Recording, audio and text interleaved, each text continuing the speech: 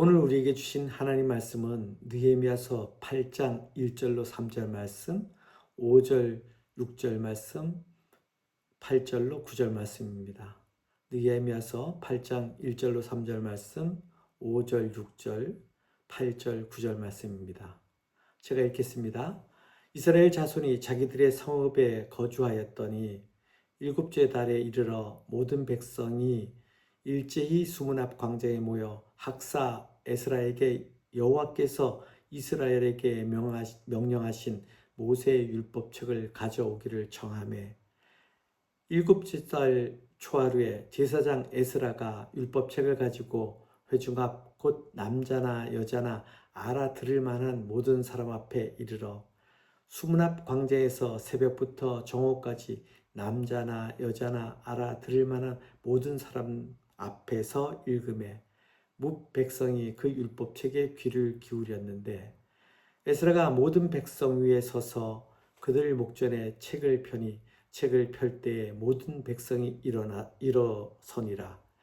에스라가 위대하신 하나님 여호와를 송축하며 모든 백성이 손을 들고 아멘 아멘 하고 응답하고 몸을 굽혀 얼굴을 땅에 대고 여호와께 경배하니라. 하나님의 율법책을 낭독하고 그 뜻을 해석하여 백성에게 그 낭독하는 것을 다 깨닫게 하니 백성이 율법의 말씀을 듣고 다 우는지라.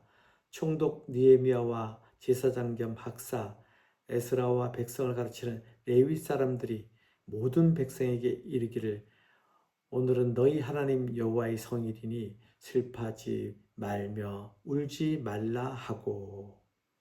이는 살아계신 하나님 말씀입니다. 사람들은 저마다 목마름, 삶의 갈증을 안고 살아갑니다. 이 갈증은 가난해서 생기는 것이 아닙니다.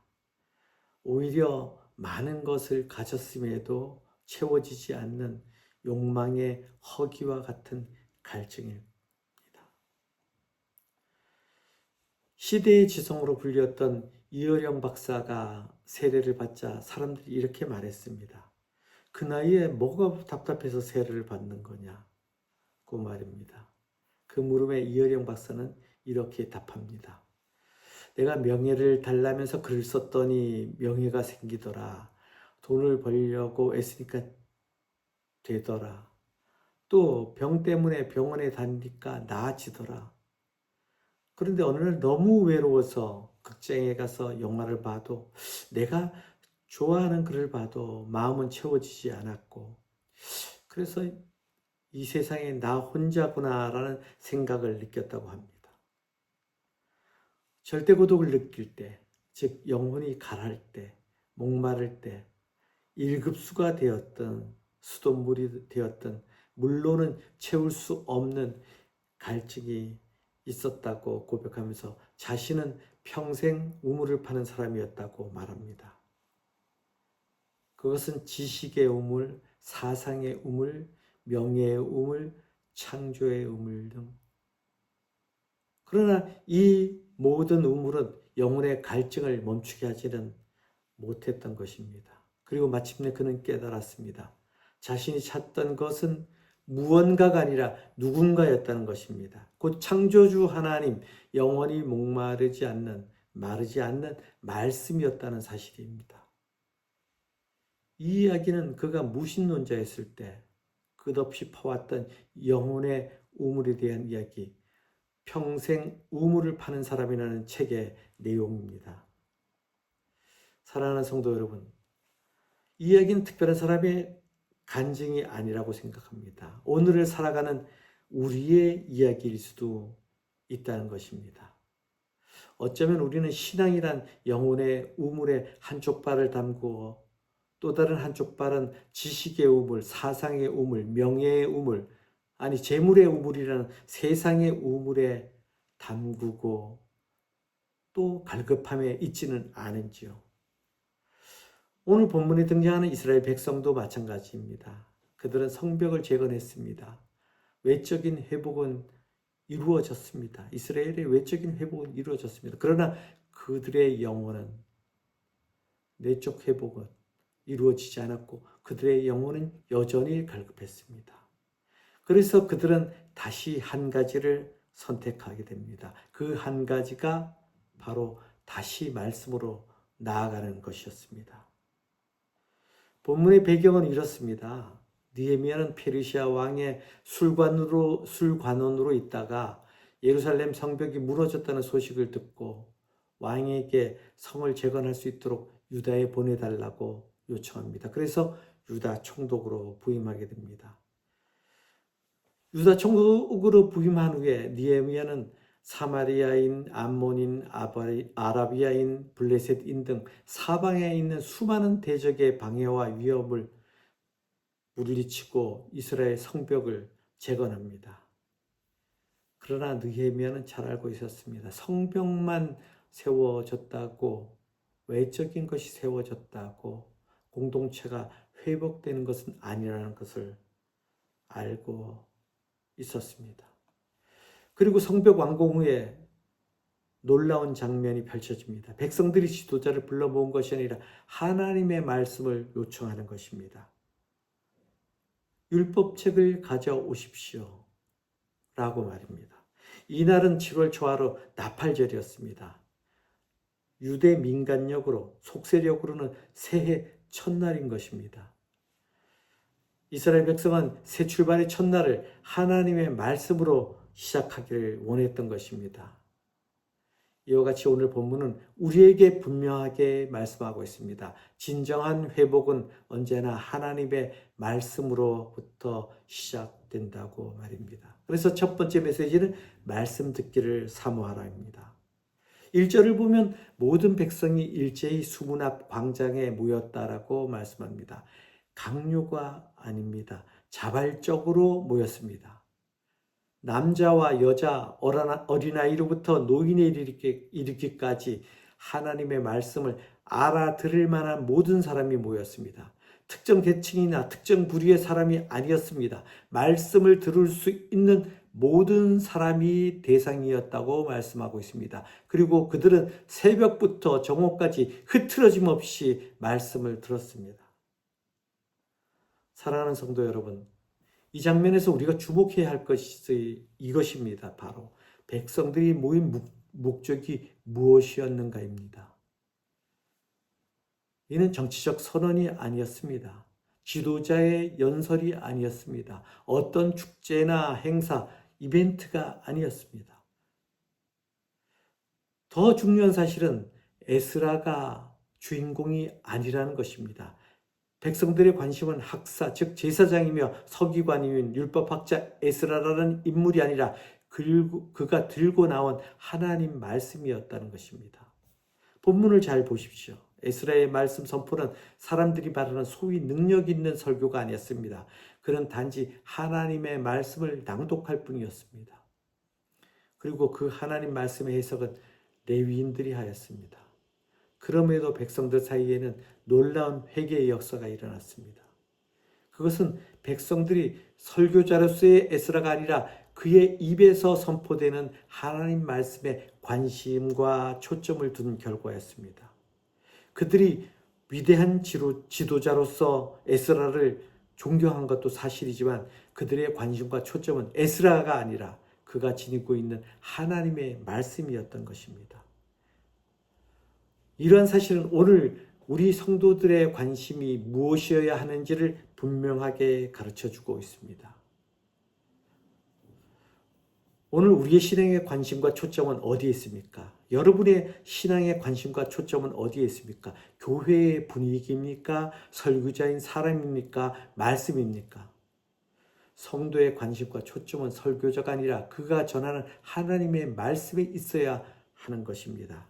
그리스도인은 하나님의 말씀과 결코 떨어질 수 없는 존재입니다. 제일 중요한 것은 하나님의 말씀에 귀를 기울이며 낮은 마음, 겸손한 마음으로, 청종하는 마음으로 말씀을 마음에 담는 것입니다.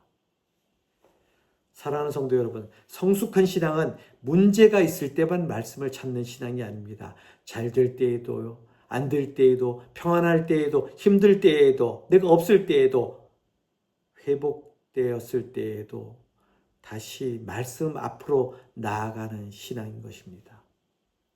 그렇습니다. 오늘 이스라엘 백성처럼 영혼의 회복을 위해 무엇보다 먼저 다시 하나님의 말씀을 찾고 구하는, 그리고 사모함으로 말씀을 닮아 마음에 담아 살아가는 저와 여러분 되길 소원합니다. 두 번째 메시지는 말씀의 순종으로 반응하라입니다. 5절을 보면 에스라가 율법책을 펼 때 모든 백성이 일어섰다고 기록하고 있습니다. 이것은 단순한 예의가 아닙니다. 하나님의 위엄 앞에 경외함과 순종함으로 말씀 앞에 서는 태도입니다. 말씀하소서 종이 듣겠나이다 라는 고백인 것입니다. 에스라가 하나님을 송축하자 백성들은 손을 들고 외칩니다. 아멘, 아멘. 그리고 얼굴을 땅에 대고 엎드려 경배합니다. 아멘은 단순한 추임새가 아닙니다.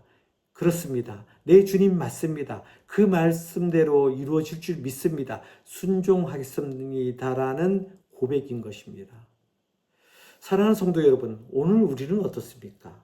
자신의 문제가 해결되거나 은혜로운 말씀이라 생각할 때에만 아멘으로 받고 있지는 않은지요? 상황에 따라 하나님의 말씀을 받거나 거부하고 있지는 않은지요? 어떤 상황에 처하든 어떤 말씀을 주시든 순종함으로 말씀을 받아들이고는 있는지요? 또 오늘 우리는 얼마나 쉽게 아멘을 말합니까? 그 아멘이 삶 속에서도 그 말씀의 진실로 순종함을 이어가며 반응하며 살아가고는 있는지요? 하나님을 경외하는 사람은 말씀 앞에서 아멘으로 자기를 낮추어 진정으로 순종하며 나아갑니다. 그러나 하나님을 경외하지 않는 사람은 말씀을 자기 상황에 맞게 조정하고 받아들이거나 거부하는 것입니다. 예수님은 분명하게 말씀하셨습니다.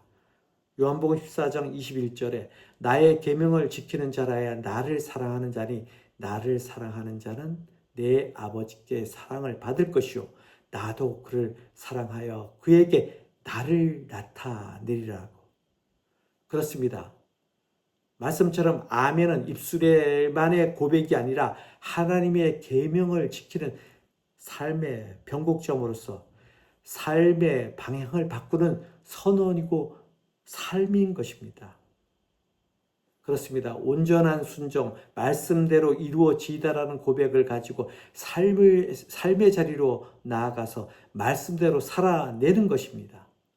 새벽부터 정오까지 그 긴 시간 동안 두렵고 떨리는 그런 경외하는 마음으로 하나님 말씀을 들었던 유다 백성의 모습을 보면서 이 시간 우리는 어떤 마음으로 하나님의 말씀을 듣고 행하고 있는지 깊이 되돌아보고 말씀 앞에서 아멘함으로 진정한 순종의 삶을 사는 저와 여러분 되길 소원합니다.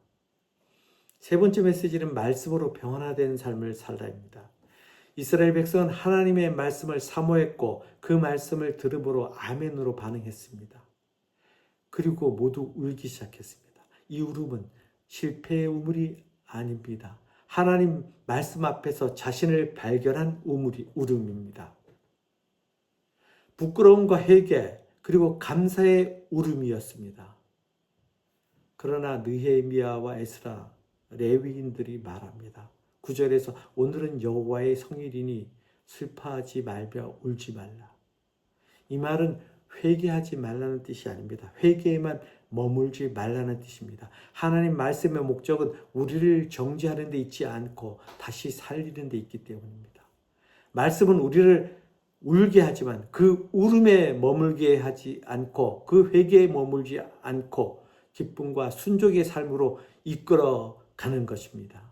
그렇습니다. 하나님은 우리가 말씀의 감격에 머무는 것이 아니라 회개함으로 변화된 삶까지 살아가길 원하시는 것입니다. 히브리서 4장 12절에 하나님의 말씀은 살아있고 활력이 있어 좌우에 날선 어떤 것보다도 예리하며 혼과 영과 및 관절과 골수를 찔러 쪼개기까지 하며 또 마음의 생각과 뜻을 판단하는 이런 말씀처럼 그렇습니다. 하나님의 말씀은 살아있고 활력이 있다는 말씀하십니다. 이 말씀은 역사 속에서 많은 사람들의 삶을 변화시켜 놓았고 하나님 말씀이 오늘도 사람들을 하나님 말씀을 통해서 변화시키고 있습니다. 위대한 신앙의 사람 고백록의 저자 성 어거스틴, 아우구스티누스라고도 하죠. 그 성 어거스틴이 그랬습니다. 어거스틴은 젊은 날 방탕한 삶을 살았습니다. 심지어 온갖 종교를 혼합하여 만든 만이교와 같은 이단에 빠지기도 하였습니다. 그랬던 그가 변화되고 기독교 역사상 위대한 족적을 남기게 된 것은 바로 그가 하나님의 말씀을 들었기 때문입니다. 그는 우연히 성경을 들어봐, 읽어봐, 성경을 들어봐, 읽어봐라는 아이들의 노랫말 소리에 마음이 흔들려 성경을 펼치게 되었습니다. 그 펼친 그 말씀은 로마서 13장 13절로 14절 말씀입니다. 낮에와 같이 단정히 행하고 방탕하거나 술 취하지 말며 음란하거나 호색하지 말며 다투거나 시기하지 말고 오직 주 예수 그리스도로 옷 입고 정욕을 위하여 육신의 일을 도모하지 말라는 말씀이었습니다. 이 말씀에 회심하게 된 것입니다. 이 말씀으로 위대한 신앙의 사람 어거스틴이 태어난 것입니다. 변화시킨 것입니다.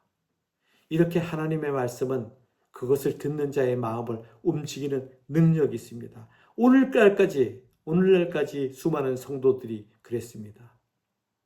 사랑하는 성도 여러분, 우리가 변화되지 않았다면 하나님 말씀을 듣지 않은 것이 아니라 귀로는 들었지만 마음으로는 듣지 않은 것입니다. 마음으로 담지 않은 것입니다. 데살로니가전서 2장 13절에 이러므로 우리가 하나님께 끊임없이 감사함은 너희가 우리에게 들은 바 하나님의 말씀을 받을 때 사람의 말로 받지 아니하고 하나님의 말씀으로 받음이니 진실로 그러하도다. 이 말씀이 또한 너희 믿는 자 가운데서 역사하느니라. 하나님의 말씀을 마음으로 들으면 누구나 변화하는 역사가 일어난다고 말씀하고 있습니다. 그러므로 말씀을 들으시기 바랍니다. 느헤미야 시대의 이스라엘 자손들처럼 하나님의 말씀을 간절히 사모하는 마음으로 들으시기 바랍니다. 새벽부터 정오까지 흐트러짐 없이 그런 사모함으로 들었던 이스라엘 자손들처럼 사모하는 마음으로 들으시기 바랍니다. 그리고 우리가 하나님의 말씀을 들음으로 회개하고 죄에서 돌이켰다면 구체적인 변화된 삶으로 나아가야 하는 것입니다. 하나님의 말씀을 입술로 그리고 삶으로 선포하고 매 순간마다 그 삶 속에서 살아내야 하는 것입니다.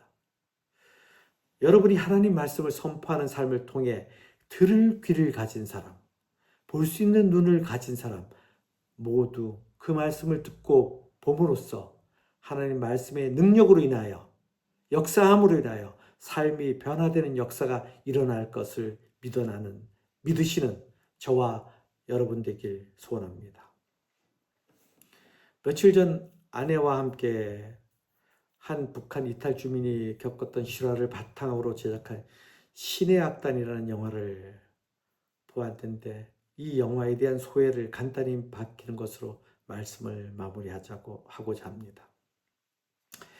영화가 사도 바울을 암시하는 신앙적 메시지를 담아낸 것도 감동이었지만 무엇보다 누군가는 하나뿐인 목숨을 걸고 성경과 찬양, 말씀을 갈급해하고 있다는 사실이었습니다. 사실 북한뿐만 아니라 중국의 지하교회에서 위험을 무릅쓰고 이름도 없이 복음 사역에 헌신하는 선교사님들과 성도들을 생각할 때 공기처럼 당연한 것으로 생각하고 찬양하고 예배하고 성경 읽는 것을 대한 감사를 잃어버렸던 저를 돌아보게 되었습니다. 그래서 보는 내내 회개와 감사가 교차하는 가슴 먹먹함으로 주체할 수 없을 만큼 눈물을 흘렸습니다. 그리고 영화가 끝나도 모든 사람들이 나간 후에도 한참 동안 일어설 수가 없었습니다. 오늘 하나님은 우리에게 묻고 계십니다. 너는 지금 어디로 가고 있느냐? 누구를 바라보고 있느냐? 방향과 시선을 묻고 계십니다.